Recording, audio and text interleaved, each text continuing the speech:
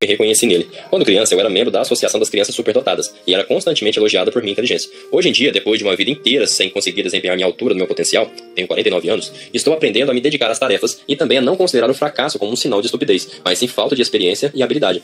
Seu capítulo me ajudou a me ver por outro prisma. Seth Abrams. Esse é o perigo dos rótulos positivos. Há opções e voltarei a elas mais tarde no capítulo sobre pais, professores e técnicos esportivos. Os rótulos negativos e como funcionam.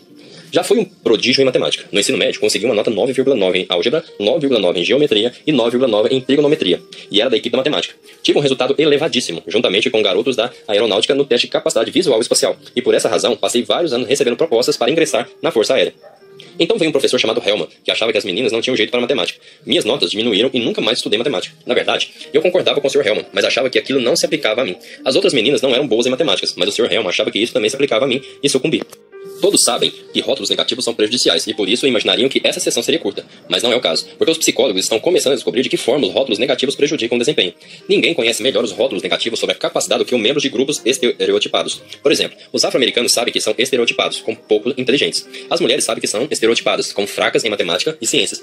Mas não tenho certeza de que sabem o quanto esses estereótipos são assustadores. Uma pesquisa de Claude Steele, de Joshua Arason, mostra que até mesmo a especificação de raça ou sexo no formulário é capaz de deflagrar o estereótipo e reduzir o desempenho. Quase tudo que lembra uma pessoa que ela é negra ou do sexo feminino antes de fazer um teste para o qual se convencionou que esses grupos são fracos, fará com que o seu desempenho seja pior, e muito. Em muitos dos seus estudos, o desempenho dos negros se mostrou igual ao dos brancos, e o das mulheres igual ao dos homens, quando o estereótipo não era citado. Mas basta que haja homem junto com a mulher na sala do teste de matemática para que as notas delas caiam vertiginosamente. Eis o motivo. Quando se evoca o estereótipo, a mente das pessoas se enche de pensamentos que as distraem. O secreto receio de confirmá-lo. As pessoas, em geral, nem sequer percebem, mas não lhes restam poderes mentais suficientes para fazer seu melhor no teste. No entanto, isso não ocorre com todos. Acontece principalmente com as pessoas de mindset fixo. Os estereótipos atacam-nas quando passam em termos de características permanentes. Os estereótipos negativos dizem: você e seu grupo são permanentemente inferiores. Essa mensagem repercute também em pessoas de mindset fixo. Assim, no mindset fixo, os estereótipos, tanto positivos quanto negativos, perturbam a mente. Quando você recebe um rótulo positivo, receia perdê-lo. Ao receber um negativo, receia merecê-lo. Quando as pessoas têm um mindset de crescimento, o estereótipo não perturba seu desempenho. O mindset de crescimento reduz a agressividade do estereótipo e dá a elas mais capacidade de reação. Essas pessoas não acreditam na inferioridade permanente, e se estiverem efetivamente em posição inferior, nesse caso, se esforçarão mais e procurarão se equiparar. O mindset de crescimento também possibilita as pessoas, mesmo em um ambiente ameaçador, aproveitarem o que podem e necessitam. Pedimos a alunos afro-americanos que escrevessem um ensaio para um concurso. Dissemos que, quando terminasse os ensaios, seriam avaliados por Edward Caldwell III, famoso professor cujos antecedentes acadêmicos eram da Ivy Legal. Isso é um representante do establishment branco. A avaliação de Edward Caldwell III foi bastante crítica, mas também útil. A reação dos alunos variou muito. Os de mindset fixo consideraram uma ameaça, um insulto ou um ataque. Rejeitaram Caldwell e suas opiniões. Eis o que disse um dos alunos de mindset fixo: ele é mal intencionado, não avalia bem, ou está visivelmente influenciado, não gosta de mim. Outro disse: ele é um idiota pomposo, parecia estar procurando qualquer coisa que pudesse desqualificar o meu trabalho. Outro descartou a avaliação acusando-o: ele não compreende a concisão do meu raciocínio. Achou que era vago porque estava impaciente ao ler. Não gosta da criatividade. Nenhum deles aprenderá nada com o feedback de Caldwell. Os alunos de mindset de crescimento podem tê-lo considerado um dinossauro, mas um dinossauro com o qual poderia aprender alguma coisa. Antes da avaliação, eu achava arrogante e exigente demais. E depois da avaliação, a primeira palavra que me vem à mente é justo. Parece um novo desafio. Ele dava a impressão de ser arrogante, assustador e condescendente. O que acha da sua avaliação? Aparentemente foi honesta e específica. Nesse sentido, ela pode ser um estímulo para produzir um trabalho melhor. Ele parece ser orgulhoso a ponto de ser arrogante. E a avaliação? Foi intensamente crítica, mas seus comentários eram úteis e claros. Acho que aprendi muito com ele. O mindset de crescimento permitiu aos alunos afro-americanos utilizar Edward Caldwell III para ajudá-lo a atingir seus próprios objetivos. Estavam na universidade para aprender, e era o que pretendiam fazer, mesmo que fosse como um idiota pomposo. Será este o meu lugar? Além de usurpar a capacidade das pessoas, os estereótipos causam prejuízo por levá-las a acreditar que não estão no lugar adequado. Muitos membros de minorias abandonam a universidade e muitas mulheres deixam de concluir cursos de matemática ou de ciência simplesmente porque não sentem que se encaixam. Para descobrir de que forma isso acontece, acompanhamos mulheres universitárias durante seus cursos de cálculo integral. É nesse momento que os alunos decidem que desejam prosseguir seus estudos de matemática ou se as carreiras que envolvem matemática são adequadas para eles. Durante um semestre, pedimos às mulheres que relatassem seus sentimentos a respeito da matemática e a sua sensação de que matemática fosse adequada para eles. Por exemplo, quando pensavam em matemática, sentiam-se parte integrante da comunidade matemática ou se sentiam estranhos a ela.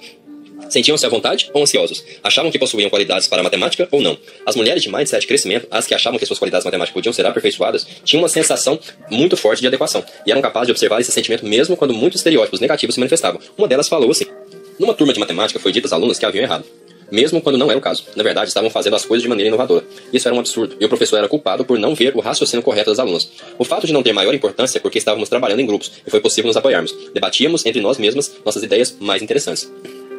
Essas reações estereotipadas as preocupavam, como deve ser, mas mesmo assim se sentiam à vontade consigo mesmo e confiantes quando a sua reação, num contexto matemático, eram capazes de reagir. Mas as de mindset fixo se sentiam cada vez menos à vontade à medida que transcorria o semestre. E quando mais percebiam a presença de estereótipos na turma, menos à vontade se sentiam com a matemática.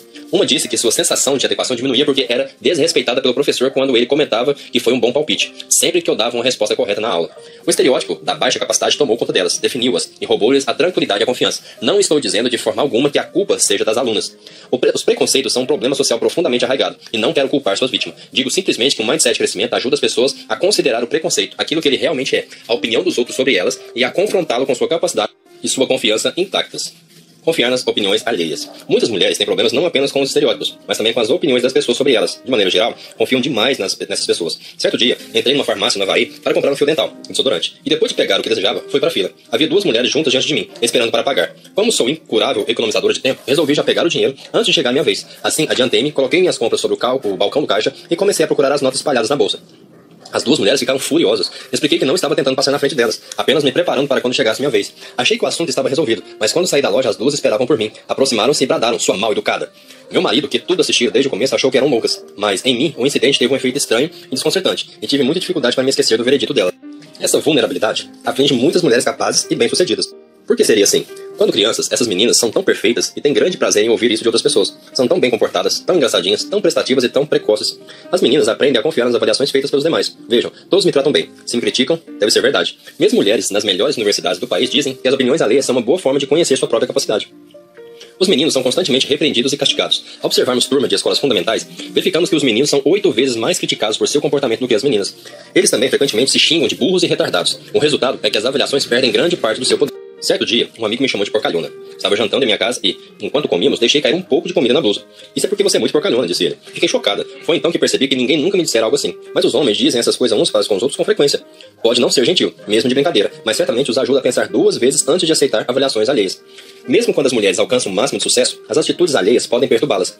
Frances Foley é uma das mais eminentes neurocirurgiãs do mundo. Na verdade, foi a primeira mulher a ser efetivada na cadeira de neurocirurgiã numa faculdade de medicina nos Estados Unidos. Mesmo assim, comentários descuidados de colegas do sexo masculino, até de professores assistentes, são capazes de suscitar dúvidas nela. Certo dia, durante uma cirurgia, um homem a chamou de condescendente, de doçura. Em vez de considerar-se elogiada, ela se questionou: será que uma doçura, especialmente esta doçura, é suficiente, competente e talentosa para estar realizando essa cirurgia? O mindset fixo aliado ao estereótipo é a confiança feminina nas avaliações de outras pessoas sobre elas. Todas essas coisas podem contribuir para o abismo entre os gêneros do que se refere à matemática e à ciência. Esse hiato é doloroso, claro, no mundo da alta tecnologia. Julie Lee, que despontava com grande entusiasmo da tecnologia, já sabia fazer programação quando estava na escola secundária. O pai e 2 irmãos trabalhavam com tecnologia, e ela também adorava o assunto. Um dia, o professor de programação a criticou. Ela desenvolveu um programa que funcionou bem, mas o professor não gostou de um atalho que ela tomara. O interesse dela se evaporou. Em vez de prosseguir, passou a estudar recreação na relação pública. Os campos de matemática e da ciência precisam se tornar mais hospitaleiros para as mulheres, e elas precisam de todo o mindset de crescimento de que são capazes para ocupar seus devidos lugares nesses campos. Quando as coisas dão certo. Mas olhemos as ocasiões em que o processo funciona bem. A família Polgar produziu 3 das mais bem-sucedidas jogadoras de xadrez de todos os tempos. Como? Susan, uma delas, diz: meu pai acredita que não existem talentos natos e que o sucesso é 99% resultado de trabalho duro. Concordo com ele. A mais nova, Judith, é hoje considerada a melhor enxadrista que já existiu, mas não era a mais talentosa. Segundo Susan, Judith começou devagar, mas com muito empenho. Uma colega minha tem 2 filhas que são prodígios em matemática. Uma delas é uma excelente na universidade, cursando graduação em matemática. A outra foi a primeira mulher em todo o país a tirar o primeiro lugar num prestigioso concurso dessa matéria. Venceu outro e é hoje estudante de neurociência numa universidade de primeira linha. Qual é o segredo delas? É algo transmitido pelos genes? Creio que é transmitido pelo mindset. Das famílias que conheço, a delas é a que tem melhor mindset de crescimento. Com efeito, o pai delas aplica o mindset de crescimento a tudo. Nunca esquecerei uma conversa que tive com ele há alguns anos. Na época, eu era solteira, e ele me perguntou o que eu planejava fazer para conseguir um companheiro. Ficou espantado quando eu disse que não tinha planos. Você espera que seu trabalho se faça por si mesmo, disse ele. Por que isso seria diferente? Para ele, era inconcebível que alguém pudesse ter um objetivo e não desse passos para fazer com que se realizasse. Em suma, o mindset de crescimento permite que as pessoas, mesmo quando são alvo de rótulos negativos, utilizem e desenvolvam integralmente suas mentes. Elas não se prendem a pensamentos limitadores, a uma frágil sensação de adequação e à ideia de que outras pessoas possam defini-las. Desenvolva seu mindset. Pense em seu herói. Você acha que essa pessoa tem capacidades extraordinárias e que teve sucesso com pouco esforço? Agora procure a verdade. Compreenda o tremendo esforço necessário para suas realizações e passe a admirá-las ainda mais. Pense nas vezes em que outras pessoas fizeram mais do que você e você simplesmente acreditou que eram mais inteligentes ou mais talentosas. Agora pense na ideia de que elas apenas utilizaram melhores estratégias, aprenderam mais com esforço próprio, praticaram com mais afinco e conseguiram ultrapassar obstáculos. Você também pode fazer isso se quiser. Há uma situação em que você se sente burro, desligado de sua inteligência? Da próxima vez que se sentir numa situação dessas, adote o mindset de crescimento. Pense em aprender e aperfeiçoar-se, e não em julgamentos, e faça novamente a conexão com sua inteligência. Você dá rótulos aos seus filhos? Esse é o artista e este outro é o cientista. Da próxima vez, lembre-se de que não os está ajudando, ainda que os esteja elogiando. Lembre-se de nosso estudo no qual os elogios à capacidade das crianças tiveram o efeito de reduzir as notas de QI. Procure uma forma de elogiá-los utilizando o mindset de crescimento. Mais da metade de nossa sociedade pertence a algum grupo estereotipado de forma negativa. Primeiro, todas as mulheres, e em seguida, todos os demais grupos que não são considerados competentes em uma coisa ou deles a dádiva do mindset de crescimento. Crie um ambiente que ensine o mindset de crescimento aos adultos e às crianças que fazem parte de sua vida, especialmente os que são alvo de estereótipos negativos. Mesmo quando aparece o rótulo negativo, eles continuarão donos de seu próprio aprendizado. Eu resolvi gravar esse áudio hoje num cenário um pouquinho diferente. Eu estou em meio à natureza, não se espante se você escutar ao fundo os pássaros cantando. Capítulo 4. Esportes. O mindset de um campeão. Nos esportes, todos acreditam em talento, até mesmo ou principalmente os especialistas. Com efeito, a noção de talento nato vem do esporte. Alguém que tem aparência de atleta, se move como atleta e é um atleta. Tudo sem fazer esforço. Tão grande é a crença no talento nato que muitos olheiros ou técnicos vivem tentando encontrá-los e as equipes se rivalizam pagando somas exorbitantes para consegui-los. Billy Beane era um talento nato. Todos concordavam que ele seria o próximo Baby Ruth. Mas faltava uma coisa em Billy Beane, o mindset de um campeão. Como nos conta Michael Larris, em Moneyball, o homem que mudou o jogo, no segundo ano do ensino médio, ele era o cestinha da equipe de basquete, jogava de quarterback no time de futebol americano e era o recordista em tacadas no de beisebol. Com a média de mais de 50% em uma das ligas mais competitivas no país, seu talento era real.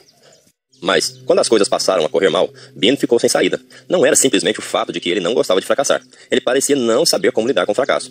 Tudo piorou quando ele passou das ligas inferiores para superiores nos campeonatos de beisebol. Cada vez que tinha de ocupar a posição de rebatedor, tudo se transformava em pesadelo, em mais uma humilhação. E, a cada oportunidade desperdiçada, ele se desesperava. Um olheiro disse: Billy achava que nunca podia falhar quando tentasse tomar uma das bases. Isso lhe diz alguma coisa? Será que Beane tentou resolver seus problemas de maneira construtiva? Não, claro que não. Porque essa é uma história de mindset fixo. O talento natural não requer esforço. Esforço é para os outros, os menos dotados. O talento nato não pede ajuda. Isso seria uma confissão de fraqueza. Em suma, quem tem talento nato não analisa suas deficiências, nem procura livrar-se delas por conselho ou pelo treinamento. A própria ideia de que tenha deficiências é aterradora. Assim, tão aferrado ao mindset fixo, Beane ficou encurralado. Era prisioneiro de seu enorme talento. Como jogador, ele nunca se recuperou do mindset fixo, mas conseguiu fazê-lo como um empresário de esportes imensamente bem-sucedido. Como isso aconteceu? Havia outro jogador que viveu lado a lado com ele e o acompanhou nas ligas inferiores e nas superiores, Lenny Dykstra. Não tinha nenhuma função dos dotes físicos e da capacidade natural de Beane, mas este o olhava com admiração. O próprio Beane mais tarde afirmou: ele não pensava em fracasso. Eu era o oposto. E prosseguiu: comecei a entender o que era um jogador de beisebol e vi que não era eu, era Lenny. Observando, ouvindo e refletindo, Beane começou a perceber que o mindset era mais importante do que o talento. E não muito depois disso, ao fazer parte de um grupo que procurava introduzir uma maneira completamente nova de buscar jogadores e de gerenciar uma equipe, ele compreendeu que marcar pontos nas corridas até a base, o objetivo essencial do beisebol, tinha muito mais a ver com técnica do que com talento. Armado com esse insight, e na função de gerente geral da equipe dos Oakland Athletics, em 2002, Beane levou sua equipe a 103 vitórias naquela temporada, conquistando o campeonato da divisão e quase quebrando o recorde de vitórias consecutivas da Liga Americana. A equipe tinha a folha de pagamento mais reduzida do beisebol. Não compravam talentos, e sim mindset. A noção de talento nato. Quase como na prestigitação. A dotação física não é como os dotes intelectuais. É visível. Tamanho, robustez e agilidade são coisas aparentes. A prática e o treino são também visíveis e produzem resultados visíveis. Você poderia pensar que isso derrubaria o mito do talento nato. Podemos ver Mung Bongas jogando basquete na NBA com apenas 1,57 metros de altura. Ou Doug Flutie, o franzino quarterback que jogou nos Patriots, na Nova Inglaterra e no Chargers de San Diego. Podemos ver Pat Gray, o jogador de beisebol que só tinha um braço e que chegou às divisões superiores. Ben Hogan, um dos maiores golfistas de todos os tempos, era completamente desajeitado. Graham Cunningham, o grande corredor, tinha as pernas horrivelmente queimadas e danificadas. Larry Bird era muito pouco ágil. Podemos ver atletas de baixa estatura, desajeitados ou até mesmo deficientes, que triunfam. As espécimes quase divinos que não conseguem. Isso não deveria nos dizer alguma coisa? Os especialistas no boxe confiavam nas medidas do físico, a que chamavam a voz da fita métrica, a fim de identificar o talento nato. Mediam o punho, a envergadura, a expansão do tórax e o peso dos lutadores. Muhammad Ali não preenchia as medidas consideradas ideais. Não era um talento nato. Tinha grande velocidade, mas não possuía o físico nem a força e os movimentos clássicos de um grande lutador. Na verdade, lutava boxe de forma completamente errada. Não bloqueava o soco do adversário com os braços e os cotovelos. Batia como um amador. Mantinha o queixo exposto. Recuava o torso para escapar ao impacto dos golpes do contentor. O que, segundo José Torres, era como alguém que no meio dos trilhos procurasse evitar o impacto de um trem que vinha em sua direção, não passando de um lado para o outro da linha, e sim correndo para trás. Sonny Liston, adversário de Ali, possuía realmente um talento nato. Tinha tudo: tamanho, força e experiência. Sua potência era lendária. Era inimaginável que Ali pudesse vencer Sonny Liston. O combate era tão ridículo que na hora da luta, a ocupação na arena estava pela metade. Mas, além da agilidade, o brilho de Ali estava na mente, estava em seu cérebro, e não na sua força muscular. Ele avaliou o adversário e tratou de atacar sua jugular mental. Não apenas estudou o estilo de luta de Liston, mas também observou cuidadosamente que tipo de pessoa ele era fora do ringue. Li todas as entrevistas dele que pude. Conversei com pessoas que tinham estado com ele ou com quem ele tinha conversado. Ficava deitado na cama ligando todos aqueles fios, tentando compreender como funcionava a mente dele. Em seguida, usou tudo isso contra ele. Por que Ali parecia ficar doido antes de cada luta? Porque, segundo Torres, ele sabia que um soco que provoca o nocaute é um soco que não se vê de onde vem. Ali disse: Liston precisava acreditar que eu era louco, que eu era capaz de fazer qualquer coisa. Ele só via minha boca falando, e eu queria que ele não visse mais nada. Flutuar como borboleta, ferroar como abelha. Suas mãos não podem atingir o que os seus olhos não veem. A vitória de Ali contra Liston faz parte dos anais do boxe. Um famoso agente e pugilista assim refletiu sobre Ali. Ele era um paradoxo. Seu desempenho físico no ringue era completamente errado, mas sua cabeça sempre estava em perfeitas condições de funcionamento. Ele não mostrava, continuou, como um amplo sorriso no rosto, que as vitórias vêm daqui, e batia na testa com o dedo indicador. Depois ergueu os punhos fechados, acrescentando: e não daqui. Isso não mudou a opinião das pessoas a respeito da dotação física. Não, hoje olhamos para Ali com os olhos de experiência e vemos o corpo de um grande lutador. Sem dúvida, além de tudo, tinha verve e compunha versos divertidos, mas ainda achamos que sua grandeza estava em seu físico, e não compreendemos por que os especialistas não perceberam essa grandeza logo no começo. Michael Jordan. Michael Jordan, tampouco foi um talento nato. Talvez tenha sido o atleta mais dedicado da história dos esportes. Todos sabem que ele foi cortado da seleção de basquete no ensino médio. E hoje, ridicularizamos o técnico que o recusou. Não foi recrutado pela universidade onde queria jogar, Universidade de Carolina do Norte. Bem, eles foram tolos. Não foi chamado para as 2 primeiras equipes de NBA que poderiam ter convocado. Que erro. Como hoje sabemos que ele foi o maior jogador de basquete de todos os tempos, achamos que isso deveria ter sido evidente desde o início. Quando olhamos para ele, vemos Michael Jordan. Mas, naquele tempo, ele era apenas Michael Jordan.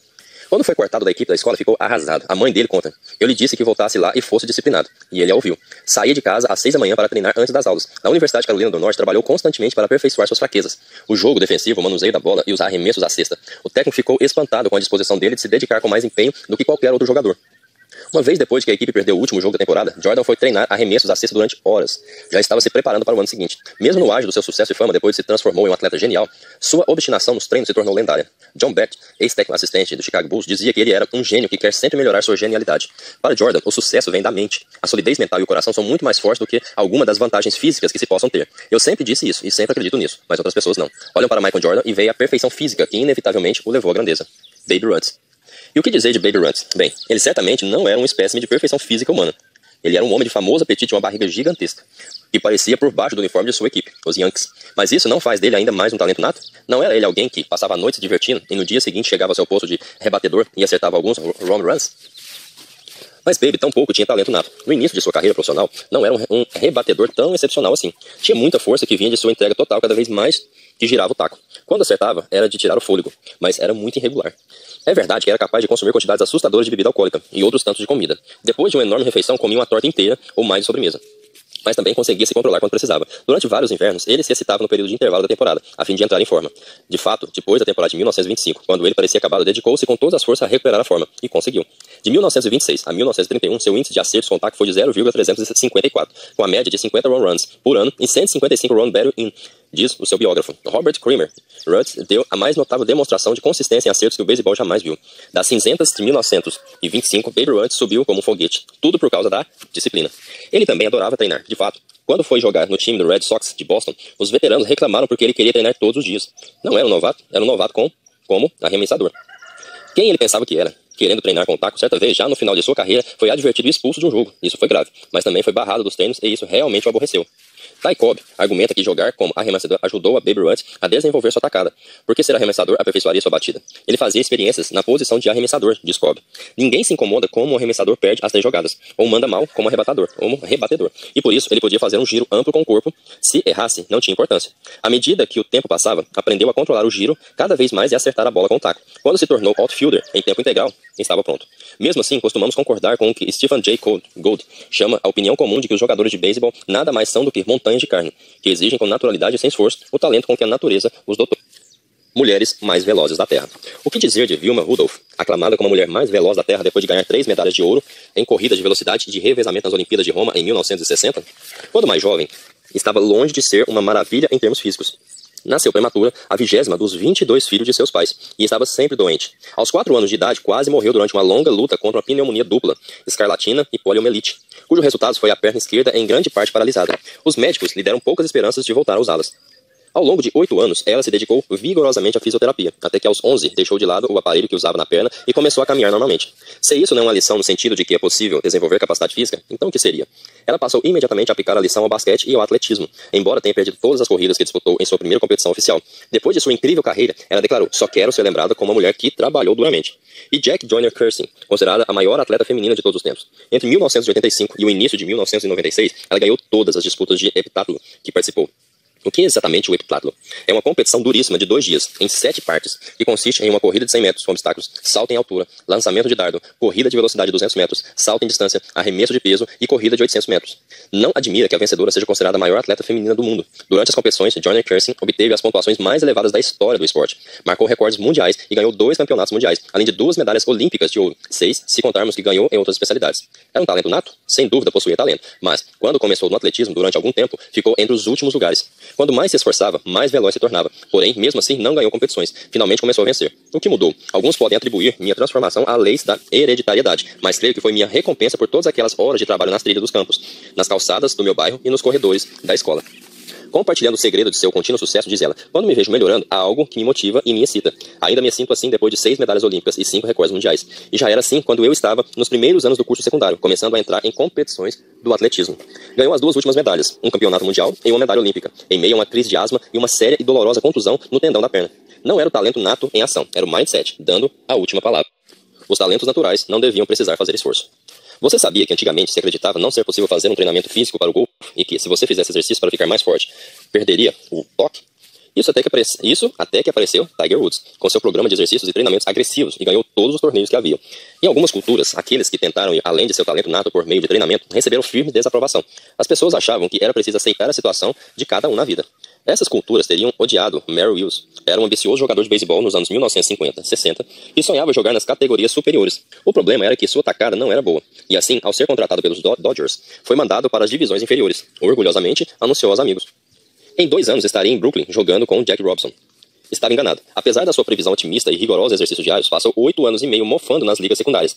Quando já haviam passado 7 anos e meio, o administrador da equipe sugeriu que ele fosse jogar na posição de rebatedor, dizendo: "Ai, Wills, você já tem 7 anos e meio de decepções e nada tem a perder."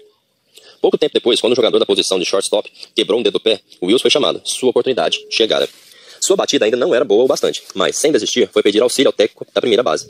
Ambos trabalharam junto várias horas por dia, além do treinamento normal. De Wills, nada ainda. Até mesmo o tenaz Wills estava disposto a desistir, mas o técnico recusou-se a parar com o treinamento. Agora que a parte mecânica estava pronta, ele precisava trabalhar a mente. Começou a rebater bem e, graças à sua alta velocidade, começou a roubar bases. Estudou a forma pela qual os jogadores adversários arremessavam as bolas, verificando qual era o melhor momento para tentar roubar uma base. Desenvolveu rapidez para iniciar subitamente as corridas e técnicas de carrinho com as pernas. Os roubos de base distraíam os lançadores, perturbavam os recebedores e inflamavam os torcedores. O Wills progrediu até quebrar o recorde de Ty Cobbs em número de bases roubadas, que permaneceram não alcançado durante 47 anos. Naquela temporada, ele foi considerado o melhor jogador da Liga Nacional. QI dos esportes. Você poderia pensar que o mundo dos esportes deveria conhecer a relação entre a prática e o aperfeiçoamento, entre a mente e o desempenho, e deixar de dar importância ao talento físico nato. Mas é quase como se recusasse a perceber. Talvez isso seja assim porque, como sugere Malcolm Gladwell, as pessoas dão mais valor aos dotes naturais do que à capacidade adquirida. Embora nossa cultura mencione muito esforço individual e o autoaperfeiçoamento, no fundo, argumenta ele, reverenciamos o talento nato. Gostamos de pensar em nossos campeões e ídolos como super-heróis, e nasceram diferente de nós. Não gostamos de pensar neles como pessoas relativamente comuns que se tornaram extraordinárias por seu esforço. Por que não? Para mim, isso é muito mais impressionante. Mesmo quando estão dispostos a reconhecer o papel da mente, os especialistas dizem questão de dizer que tudo é inato. Compreendi isso com todas as letras quando encontrei um artigo sobre Marshall Faulk, o grande running back da equipe de futebol americano dos Rams, em St. Louis. Faulk acabara de se tornar o primeiro jogador a conquistar 2.000 jardas em corridas e em passes juntos, em 4 temporadas consecutivas. O artigo escrito na véspera do Super Bowl, em 2002, falava da extraordinária habilidade de Faulk para saber onde estava cada jogador no campo, mesmo no caótico redemoinho de 22 homens correndo e caindo. Ele não somente sabe onde estão, mas também sabe o que estão fazendo e o que estão prestes a fazer. Segundo seus colegas de equipe, ele nunca se engana. Incrível. Como pode fazer isso? Segundo o relato de Faulk, ele passou muitos anos assistindo jogos de futebol. No tempo da escola secundária, chegou a conseguir um trabalho que detestava, como vendedor ambulante no estádio, para poder assistir às partidas profissionais. Enquanto observava, sempre fazia pergunta: por quê? Por que vamos fazer essa jogada? Por que estamos atacando dessa forma? Por que o adversário está fazendo isso? Por que estão fazendo aquilo? Essas perguntas, diz Faulk, basicamente me envolveram mais profundamente no futebol. Como profissional, ele nunca deixou de perguntar por que de investigar cada vez mais profundamente o funcionamento do jogo. Sem dúvida, o próprio Fall considerava sua capacidade produto de sua insaciável curiosidade e estudo. Como veem isso os jogadores e os técnicos? Como um dom. Marshall tem um QI mais alto do que qualquer jogador com quem já joguei, diz um veterano companheiro de equipe. Outros colegas descrevem sua habilidade para reconhecer com precisão o posicionamento defensivo do adversário como o dom de um sábio. Admirado com a gama de suas habilidades, um técnico explicou: é preciso uma inteligência futebolística inata para conseguir fazer isso. Caráter. Mas será que não existem talento nato? Atleta que realmente pareçam possuir algo mais desde o começo? Sim, e é assim que aconteceu com Billy Beane e John McElroy. Isso às vezes é uma maldição. Com todos os elogios a seu talento e com o pouco que tem de trabalhar ou se esforçar, é fácil cair em um mindset fixo. Bruce Jenner, medalhista de ouro no decátulo nas Olimpíadas de 1976, diz: se eu não fosse dislexo, provavelmente não teria conquistado uma medalha olímpica. Se tivesse sido melhor na leitura, talvez tudo tivesse sido mais fácil. Talvez os esportes fossem mais fáceis. E eu nunca teria percebido que a maneira de progredir na vida é o trabalho árduo. Os talentos natos, enlevados com sua superioridade, não aprendem a se esforçar nem a lidar com os reveses. Essa é a história de Pedro Martinez, o brilhante arremessador que joga nos Red Sox de Boston e que se autodestruiu justamente quando mais precisava dele. Mas a história vai além. É uma história sobre caráter. Um grupo de jornalistas esportivos do New York Times e de Boston Globe tomou a ponte aérea da Delta para Boston. Eu também estava nesse voo. Eles iam assistir o jogo número 3 das eliminatórias de 2003 do campeonato da Liga Americana. Os Yankees de Nova York e os Red Sox de Boston falavam sobre caráter e todos concordavam, os de Boston, com relutância, que os Yankees o possuíam. Entre outras coisas, recordavam que os Yankees haviam feito por Nova York 2 anos antes. Foi em outubro de 2001, e os nova-iorquinos tinham acabado de passar por 11 de setembro. Eu também estava lá. E ficavam arrasados, e ficamos arrasados. Precisávamos de alguma esperança. A cidade precisava que os Yankees dessem tudo o que tinham e chegassem à World Series. Mas os Yankees também tinham passado por aquilo, e estavam feridos e exaustos. Pareciam não ter mais nada a oferecer. Não sei onde foram buscar forças, mas foram até o fundo e venceram jogo após jogo. E cada vitória nos trazia um pouco mais de volta à vida, cada qual nos dando um pouco mais de esperança para o futuro. Nutridos por nossa necessidade, tornamos campeões da região leste da Liga Americana. Depois campeões da Liga Americana e finalmente chegaram à World Series, onde lutavam valentemente e quase venceram. Todos odeiam os Yankees. É a equipe contra a qual todo o país torce. Também cresce odiando os Yankees, mas depois do que aconteceu, eu tive de amá-los. Era isso que os jornalistas esportivos queriam dizer com caráter. Caráter, diziam eles. Eles sabem reconhecê-lo. É a capacidade de ir ao fundo de si mesmo e encontrar forças, mesmo quando as coisas estão contra você. No dia seguinte, Pedro Martinez, o extraordinário, mas super mimado arremessador da equipe Boston, mostrou o que é caráter ao exibir a falta dele. Ninguém poderia almejar o título de campeão da Liga Americana naquele ano mais do que os Red Sox de Boston. Eles não venciam haviam 85 anos, desde a maldição do Bambino, isto é, desde que o dono do Red Sox, Harry Frenzen, vendera Babe Ruth aos Yankees, a fim de obter dinheiro para financiar um espetáculo teatral na Broadway. Não bastava que ele vendesse o melhor arremessador canhoto de beisebol, que na época era Runt, mas além disso vendera-o ao detestado inimigo. Os Yankees passaram a dominar o esporte, vencendo a World Series numa sucessão que parecia não ter fim. Enquanto isso, o time de Boston conseguiu chegar a 4 World Series em diversas finais, mas sempre perdia. Perdia sempre da forma mais trágica possível, pegando a próxima vitória e, em seguida, entregando o jogo. Chegara finalmente mais uma oportunidade de derrotar a maldição e vencer os arquirrivais. Se vencesse, disputariam a World Series e os Yankees estariam desclassificados. Pedro Martinez era a esperança de Boston. Na verdade, no início da temporada, ele havia amaldiçoado a maldição. Mas, depois de jogar muito bem durante toda a partida, Martinez perdeu a vantagem que conquistara e a equipe foi ficando para trás. O que fez ele então? Acertou uma bolada num rebatedor, Pierre Garcia. Ameaçou atirar a bola e mais um, George Posada, e derrubou ao chão um homem de 72 anos de idade, o técnico dos Yankees, Don Zimmer. Assim escreveu o cronista Jack Curry, do New York Times. Sabíamos que Pedro iria arremessar contra Roger Clemens, numa tarde memorável no Fenway Park, mas ninguém esperava ver Pedro contra Garcia, Pedro contra Posada, Pedro contra Zimmer. Até mesmo os jornalistas de Boston ficaram perplexos. Dan Shaughnessy, do Globe, perguntou: qual dos dois os torcedores dos Red Sox preferem agora? Roger Clemens, que manteve a linha e se comportou como um profissional na noite de sábado, ganhando o jogo para sua equipe, apesar de sua ira evidente, ou Martinez, um menino que atira a bola no adversário depois de perder a vantagem e em seguida aponta para a própria cabeça e para George Posada, jogador dos Yankees, ameaçadoramente, como quem diz: você é o próximo. A torcida do Red Sox não gostava de ouvir, mas Martinez só atrapalhou no último sábado. Foi uma vergonha para o beisebol. Ele escapa porque é Pedro, e a diretoria do Sox o protege. Será que pelo menos uma vez ele poderia admitir que errou? Assim como Billy Beane, Pedro Martinez não sabia tolerar a frustração, não sabia buscar dentro de si mesmo a transformar uma derrota importante em uma vitória importante. Tampouco era capaz, como Billy Beane, de admitir seus erros e aprender com eles. Por haver se desesperado em vez de fazer o seu trabalho, os Yankees venceram a partida e ganharam as eliminatórias por um jogo de diferença. Os repórteres que estavam no avião concordaram com o fato de que o caráter é tudo. Confessaram, porém, não saber de onde provinha, mas creio que, a essa altura, começamos a compreender que a origem do caráter é o mindset. Agora sabemos que existe um mindset que mergulha as pessoas na noção de que têm talento, de que são especiais. Quando as coisas vão mal, elas perdem o foco e a capacidade, pondo em risco tudo o que desejavam conseguir. Nesse caso, tudo o que a equipe e a torcida desejavam ardentemente. Também sabemos que existe um mindset que ajuda as pessoas a lidar com os reveses, indica-lhes boas estratégias e as leva a agir em seu próprio interesse. Mas esperem, a história ainda não acabou. Um ano depois, os Sox e os Yankees novamente se enfrentaram num desempate valendo o campeonato da Liga Americana. Quem ganhasse 4 jogos das eliminatórias seria o campeão da Liga e iria disputar a World Series. Os Yankees venceram os primeiros 3 jogos, e o humilhante destino de Boston parecia estar novamente selado. Mas, naquele ano, Boston advertira suas primas donas. Venderam um jogo, tentaram vender outro. Ninguém o quis. E deram o recado. Isso é uma equipe, e não uma coleção de estrelas. Temos de nos esforçar uns pelos outros. 4 partidas depois, os Red Sox eram os campeões da Liga Americana. Em seguida, venceram a World Champions. Foi a primeira vez desde 1904 que a equipe de Boston conseguiu vencer os Yankees em uma disputa de campeonato da Liga, demonstrando 2 coisas. Primeiro, que a maldição terminara. Segundo, que é possível aprender a ter caráter. Mas será que não existe talento nato, atletas que realmente pareçam possuir algo a mais desde o começo? Sim, e é assim como aconteceu com Billie Jean e John McEnroe, isso às vezes é uma maldição. Com todos os elogios ao seu talento e com pouco que tem de trabalhar ou se esforçar, é fácil cair em um mindset fixo. Bruce Jenner, medalhista de ouro no declato das Olimpíadas de 1976, diz: se eu não fosse disléxico, provavelmente não teria conquistado uma medalha olímpica. Se tivesse sido melhor na leitura, talvez tudo tivesse sido mais fácil, talvez os esportes fossem mais fáceis, e eu nunca teria percebido que a maneira de progredir na vida é o trabalho árduo. Os talentos natos, enlevados com sua superioridade, não aprendem a se esforçar nem a lidar com os reveses. Essa é a história de Pedro Martinez, o brilhante arremessador que jogava no Red Sox de Boston, a que se autodestruiu justamente quando mais precisavam dele. Mas a história vai além. É uma história sobre caráter.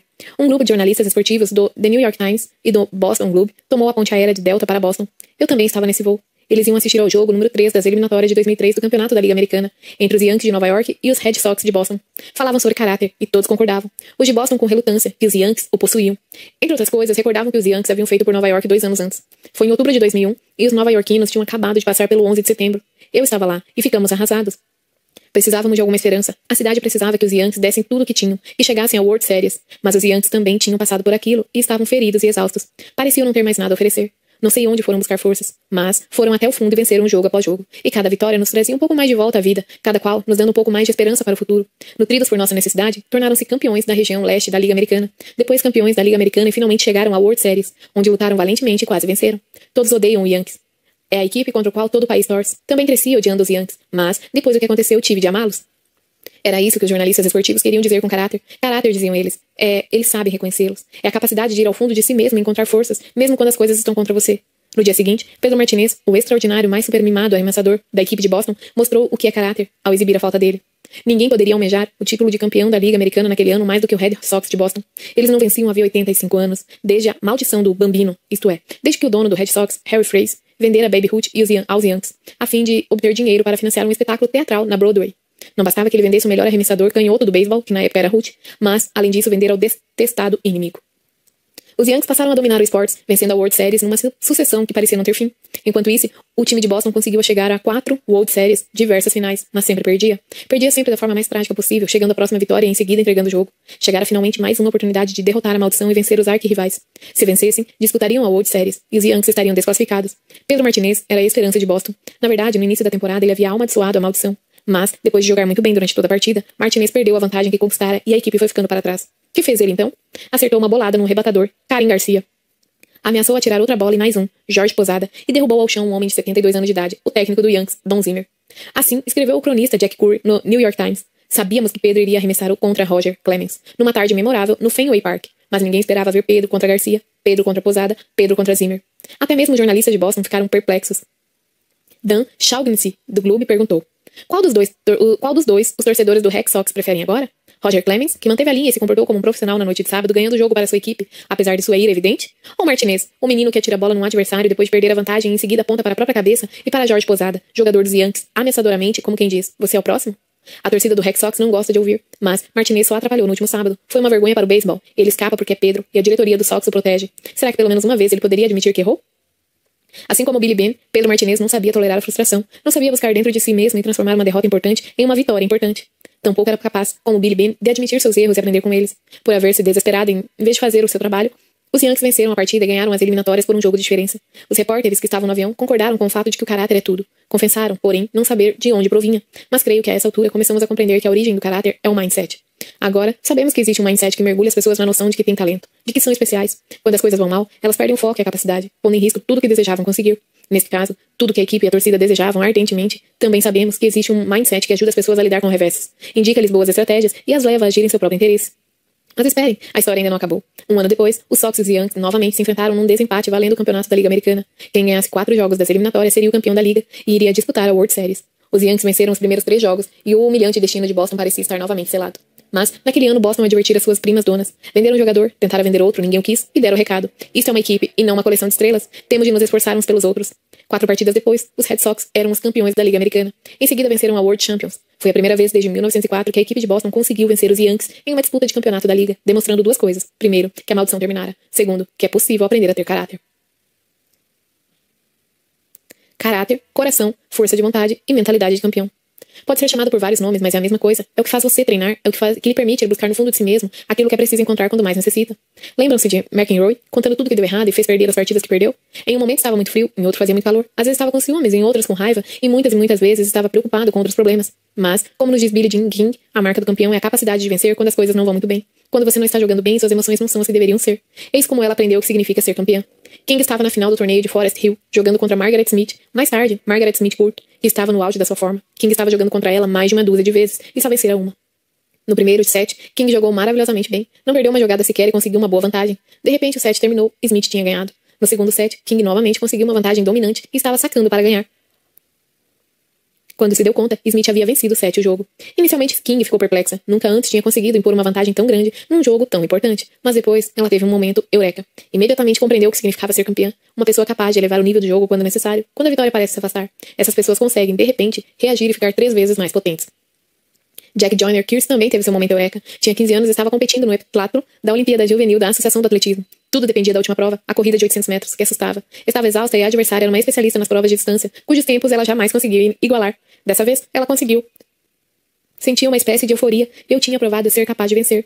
Se me dedicasse o suficiente, aquela vitória me mostrou que eu não somente era capaz de competir com as maiores atletas do país,